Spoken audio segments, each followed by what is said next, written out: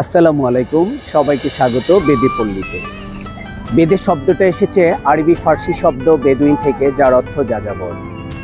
স্থানীয়রা এদেরকে বাদ্দা, বেদে, বেদিনী বলে থাকেন। যদিও বিষয়টা পরিষ্কার না, আরও পরিষ্কার বলছি, যাদের মুখের বাণী খা খা বক্ষিলারে খা কাছা দুরা খা, এরূপ সুর রচয়িতার নামই হলো বেদে।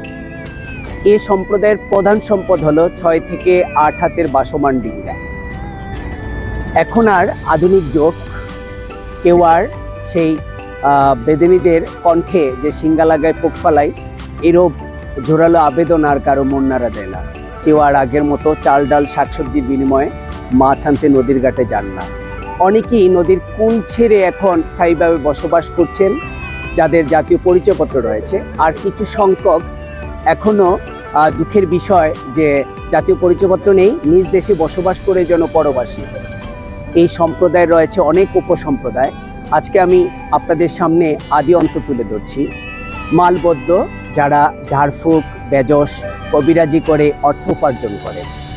এক সম্প্রদায় রয়েছে যে শালদার, যারা নদী থেকে মাছ ধরেন, ঝিনুক তুলেন এবং চুরিমালা বিক্রি করেন।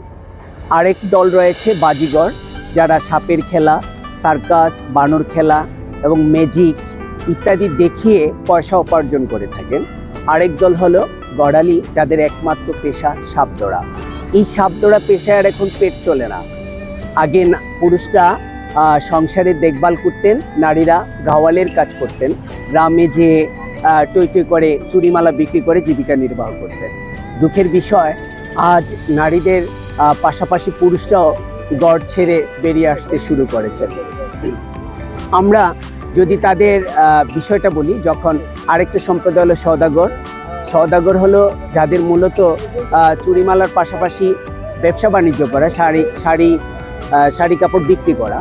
আর সওদাগর শব্দটা এলেই মনে পড়ে যায় আমাদের চাঁদপুর জেলার মতলব উপজেলার জনতাবাজার নিকটে বসবাস করতেন ছনা সওদাগর। সেই ছনা সওদাগরের কথাটা আমার বেশ আজ মন ভরে আজকে মনে পড়ে গেল। সেই সোনা সওদাগর যদিও পৃথিবী থেকে চলে গেছেন, কিন্তু আমাদের হৃদ মন্দিরে জায়গা দখল করেছেন। শীতকালে এই সম্প্রদায়ের লোকদের শীতকালের চেয়ে বর্ষাকালে বেশি আনন্দটা হয়ে থাকে, কারণ প্রতিটি বাড়ির আঙ্গিনায় যেতে পারেন তারা।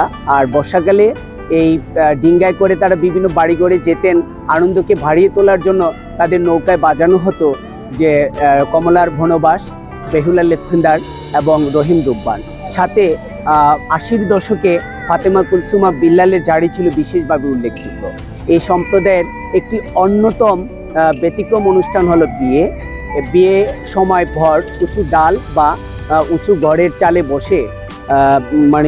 বসে মৃত্যু ঝুঁকি নেন। কনে নিচে এসে অনেক কাগতি বিনতি করে বরকে নামিয়ে আনার চেষ্টা করেন।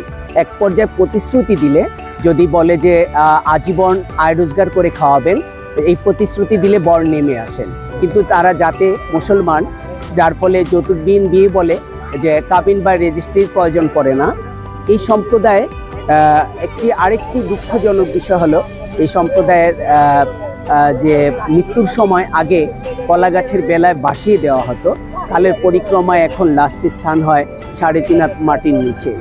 এই বেদে সম্প্রদায় সম্পর্কে অনেক গান, কবিতা, উপন্যাস, কথা সাহিত্যিকরা লিখে গিয়েছেন, কিন্তু আমি সর্বশেষ পল্লী কবি জসিমউদ্দিনের একটি গানের ভাষা দিয়েই পরিসমাপ্তি করতে চাই। মোরা এক ঘাটে রান্দি বাড়ি, আরেক ঘাটে খাই সুখের সীমানায়।